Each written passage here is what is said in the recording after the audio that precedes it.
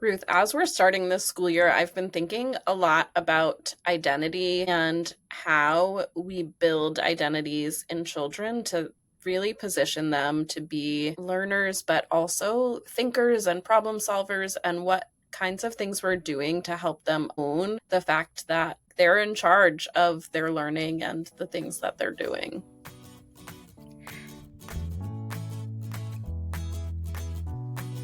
We take some time to consider how to nourish the identity of a learner within students, and then what habits we can encourage.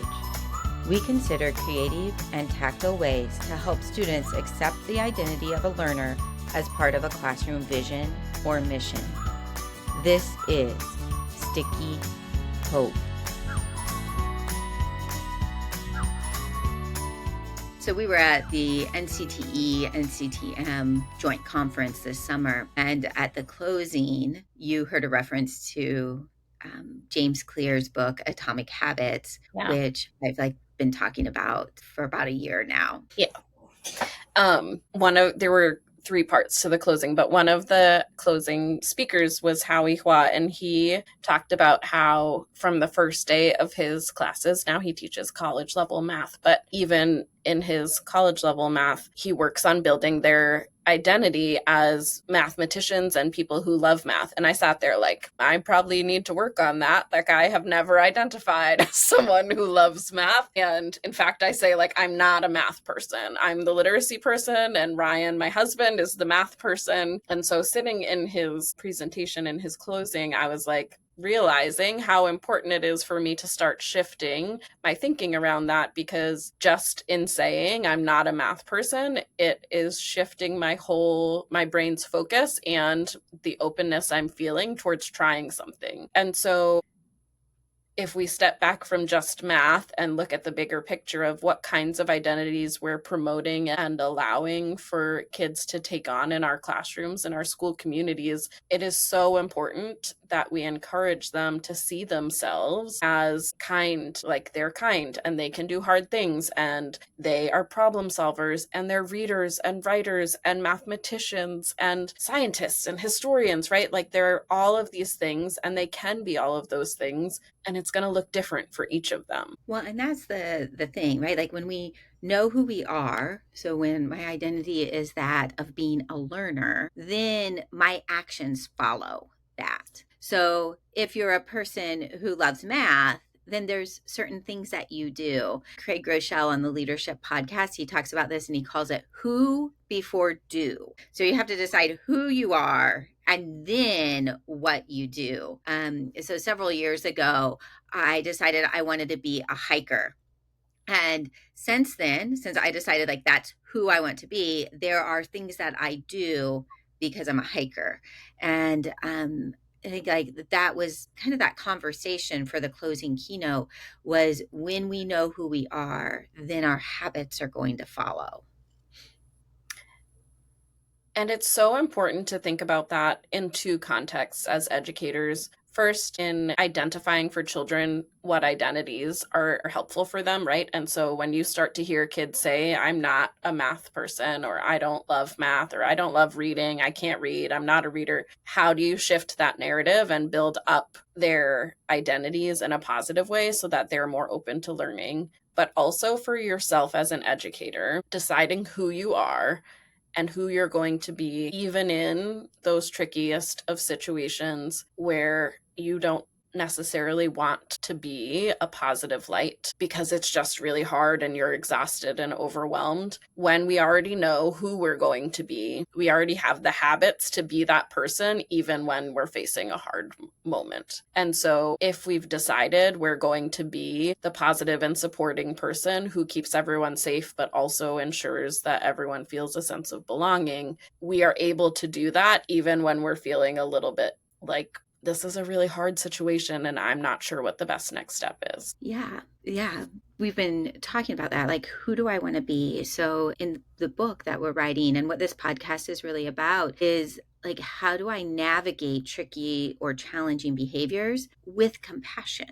So if I know that I want to be the kind of person who shows compassion when a student is dysregulated, then that's going to change the way it really limits my choices for how I'm going to respond to that. And so now, right, like this is a good time of year to think about who we want to be, but then also think about the identity that kids are taking on, not just in the academic realm, but also like socially.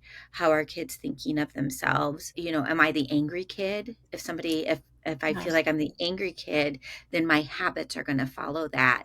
And that I think is something for us to be aware of as educators. I think that you just hit on a really important point, and it was one that our family kind of came to realize the importance of this past school year.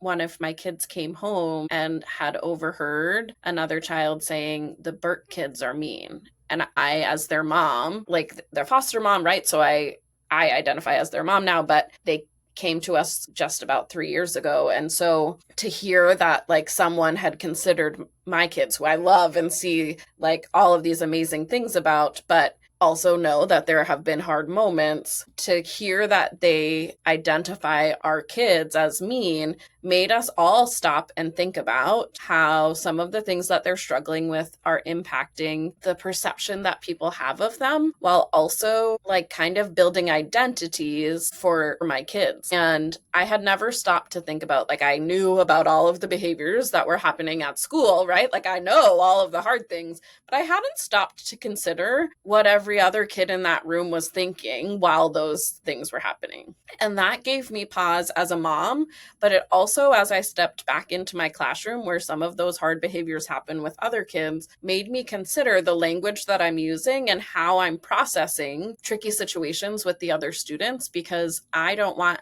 other kids going home talking about their classmates as the mean kids. And that is identity building too, right? Like your peers and your colleagues can have a role in building identity, and there's power in shifting that. And so it's just really important to pay attention as educators to like what kinds of things you're drawing attention to, or how you're talking about things in building those identities related to academics, but you're right, also personally and socially. So, one way that we do this in classrooms is we create like a class vision or a mission. Sometimes we call it a classroom charter of how we're going to be in the room. Yeah, so we have a friend, Mandy Robeck, who creates a classroom. I think they call it a classroom charter, and they all collaborate together to decide like who they're going to be. And then she takes it this next step, which I think is such a beautiful way to tie it together. They work together to weave fabric and ribbons through, I think it was just chicken wire, but to create this beautiful woven mural art piece that represents how they were going to weave all of these things, all of their identities, and how they've chosen to be together as a class into this visible, tangible thing that hangs in their classroom for the whole year. And that was such a beautiful representation. We're going to link that article. She wrote an article about it, and we'll link that in the show notes. And so doing that together, just the act of deciding who we are as a class and creating that piece of art together really can, it just works wonders in giving you a tangible thing to refer back to when things get hard. In my classroom, we create a classroom vision and they read it together every morning, but they also have a song that they sing together every morning that they other moments in the day when they feel like they need a reminder of who they are, or sometimes to remind each other of who we are, to really encourage just that community that we're intentionally building together.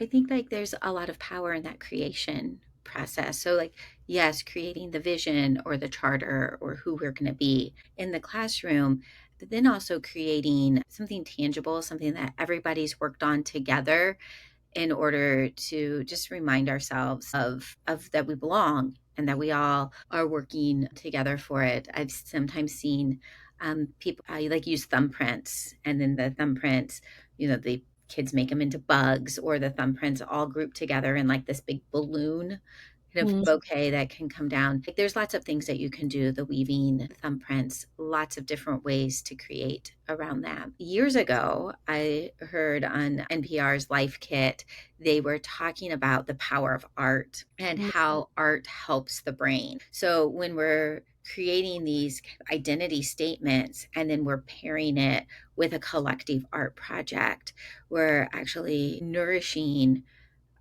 the brain in some different ways. And so it just helps us be more hopeful. It helps us, we feel good about creating. We have lower stress. It lets us focus deeply. And so I think it'd be really great, like as you're thinking about this identity and a class identity, like a class project, but also who do you want to be? And maybe like just kind of a messy journal entry, like kind of an artsy journal entry about who you want to be. And yes, it takes longer than just typing up a list on your computer, but there's other benefits that we get when we linger and we really think deeply about who do we want to be when we're facing tricky behaviors, because we're going to face them. Right? Like Yeah. nobody's immune. If you haven't faced them yet, you will. You'll get your turn, because that's just what's happening. And it's not a sign of I failed as a teacher or I've done something wrong. It just is the landscape of where we teach. Is there's going to be some tricky behaviors. Right. The tricky behaviors that you're navigating don't define your identity, right? And so you get to choose who you're going to be and who you will remain through those tricky behaviors. And depicting that or creating a piece of art that will represent that can really give you something to go back to.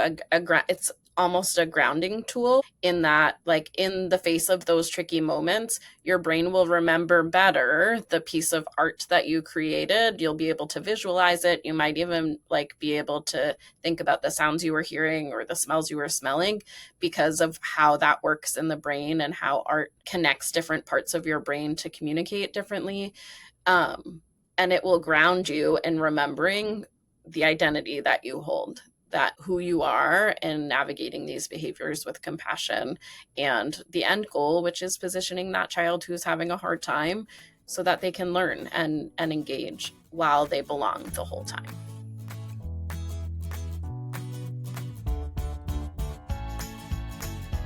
Takeaway number 1.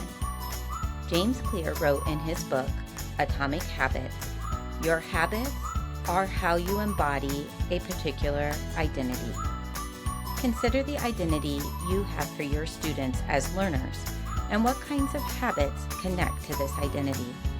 Build your classroom vision, mission, or charter around the identity you plan to help nurture in your students as learners. Takeaway number 2. Consider a collective art project to help make the vision come to life in your classroom. Read the article Mandy Robeck wrote for Choice Literacy about the way her class created a fabric weaving as a means of acceptance of the class charter. The link is in the show notes. Takeaway number 3. Now is a good time to consider who you want to be when facing tricky behaviors. We all will experience tricky behaviors in our classrooms. This doesn't mean you've done something wrong. It just is the nature of our work with children. Decide now how you will remain compassionate and grounded as you navigate tricky behaviors. If you haven't downloaded the Sticky Hope Notes for this series of episodes, make sure to do so now. Just follow the episode link in the show notes so you can have easy access to helpful resources. You can also sign up at Sticky Hope. Just go to www.stickyhope.com.